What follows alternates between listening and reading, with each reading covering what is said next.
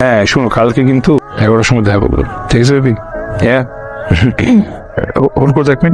আপনি কারো রুমে ঢুকলে না পারমিশনে ঢুকতে হয়। কি বলেন আপনি? ওতে পারমিশনে ঢুকতে হয়। মানে আমার রুমে আমি এখন পারমিশন নিয়ে ঢুক? এটা আপনার রুম না, এটা আমার রুম। আপনাকে কয়দিনের জন্য থাকতে দেওয়া হয়েছে। আমি এখানে কয়েকদিনের জন্য থাকতে আসি। তাহলে চলে যান।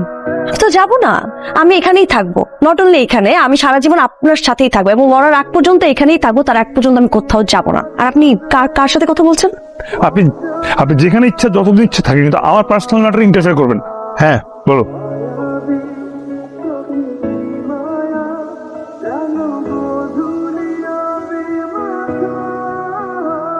এই, এটা কি কি হচ্ছে মানে?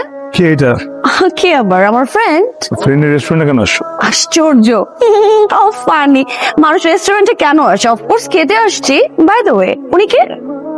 এটা আমার ফ্রেন্ড। ও মানে তুমি, সরি মানে আপনি আপনার ফ্রেন্ডকে নিয়ে রেস্টুরেন্টে খেতে আসতে পারেন, অথচ আমি আমার ফ্রেন্ডকে নিয়ে কেন রেস্টুরেন্টে খেতে আসতে পারবো না? এটা কোন বইতে লেখা আছে? আপনার ফ্রেন্ড কি জানে আমি আপনাকে?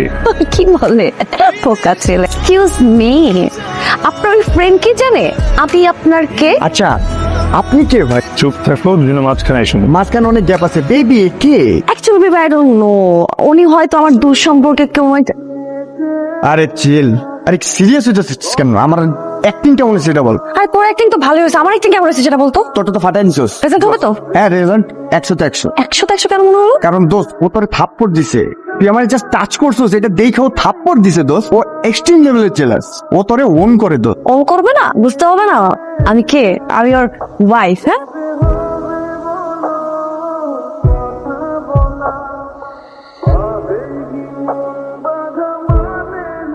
Hot coffee.